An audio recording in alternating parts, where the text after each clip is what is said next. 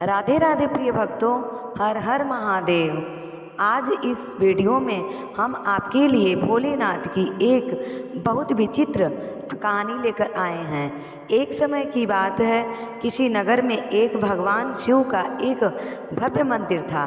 दूर दूर से भक्तजन शिव जी के दर्शन के लिए आते थे। सोमवार का दिन था। मंदिर का परिसर भक्तों की भीड़ से भरा हुआ था। सभी लोग भोलेनाथ का जलाभिषेक करने के लिए आए थे।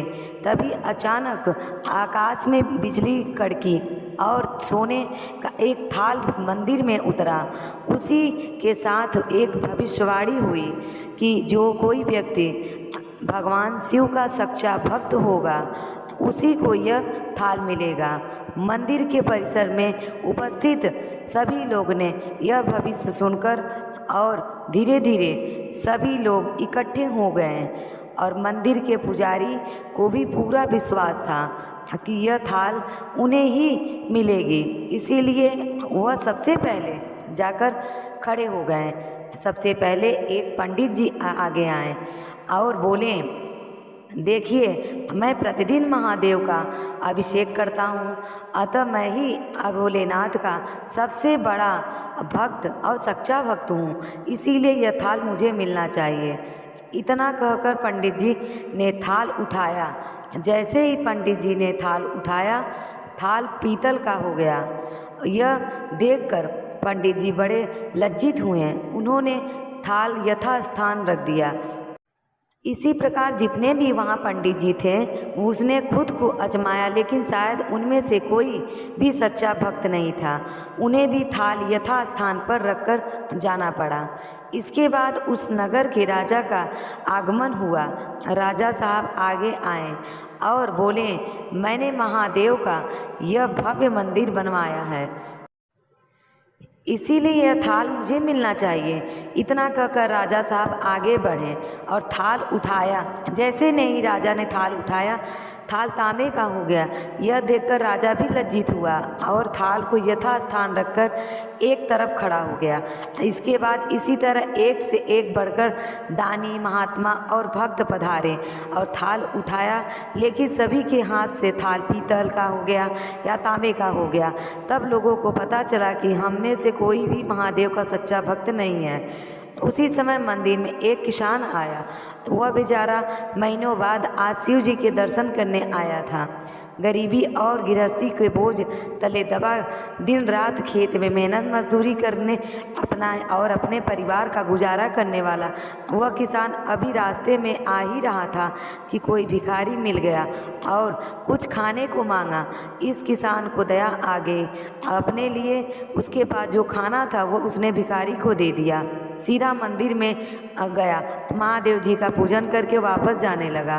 तभी मंदिर में मौजूद एक व्यक्ति बोला, भाई तुम भी थाल उठाकर देख लो, हो सकता है तुम ही सच्चे भक्त हो जिसके लिए यह थाल आया है।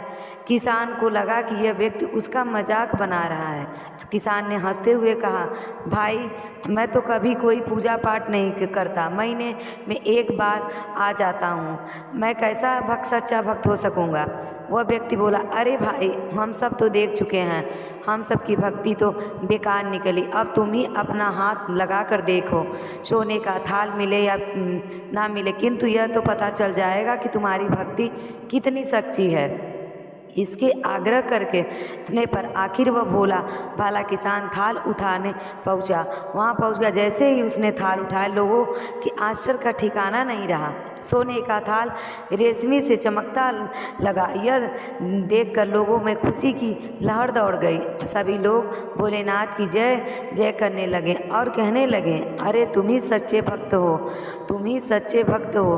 अब हमें भी बता दो कैसी भक्ति करते हो जिससे महादेव तुमसे इतने प्रसन्न है।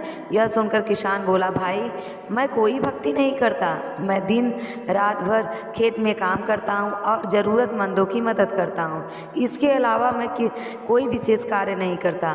फिर लोग पूछने लगे, तुम लोगों की मदद क्यों नहीं करते हो? वह तो किसान हंसते हुए बोला, आनंद दूसरों के चेहरे पर मुस्कान देखकर मुझे जो आनंद और खुशी मिलती है ना, वह शब्दों में बयान नहीं कर सकता। इतने में फिर से आकाशवाणी हुई, जिससे कहा गया कि यह किसान भोलेनाथ का सच्चा भक्त है, क्योंकि इसे दूसरों की मदद करने में आनंद आता है। तो ये रही भोलेनाथ की एक अनोखी कहानी। आइए सुनते हैं भोलेनाथ की एक दूसरी कहानी।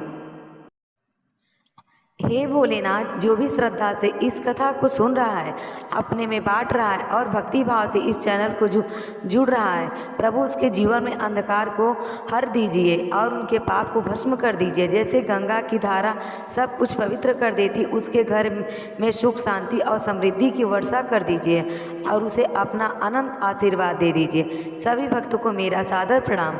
आज हम सुनने जा रहे हैं भगवान शिव की एक ऐसी कथा जो अत्यंत पावन और भावपूर्ण है। प्राचीन काल में एक गांव था जहां हरिदास नाम का एक निर्धन किंतु अत्यंत श्रद्धालु व्यापारी अपनी पत्नी लक्ष्मी के साथ निवास करता था। हरिदास भगवान शिव का परम भक्त था।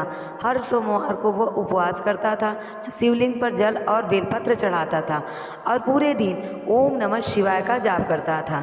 लेकिन समय ने उसकी परीक्षा ली।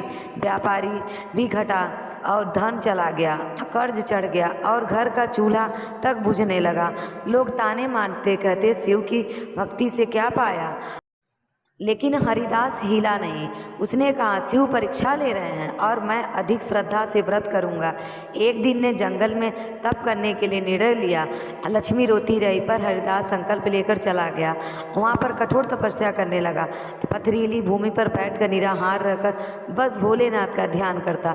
इधर लक्ष्मी जी ने सोमवार व्रत जारी रखा। वह रोज शिवलिंग पर जल, दूध, बेलपत्र अर्पित करती और प्रार्थना करती, हे महादेव, मेरे स्वामी की तपस्या सफल हो। महीनों बीत गए। एक रात्रि भगवान शिव माता पार्वती के साथ प्रकट हुए। शिव बोले, वत्स, तुम्हारी भक्ति ने हमें प्रसन्न किया है, मांगो क्या वर चाहिए। हरिदास हाथ जोड़कर कहा, प्रभु, मेरा परिवार सुखी रहे और हर जन्म में मैं आपका ही भक्त बनूं। शिव ने मुस्कुरा कर कहा, तथास्तु। हरिदास गांव लौट गया। लक्ष्मी ने उसे देखकर भाव विभोर हो गई। उस दिन के बाद जीवन ने नई दिशा पकड़ी। व्यापार फिर से चल पड़ा। घर में अन्न, वस्त्र, धन सब लौट आया। हरिदास ने पूरे गांव को सोमवार व्रत की महिमा समझाई। अब हर घर की शिवलिंग स्थापित हुआ। हर सोमवार को दीप जलाने लगे।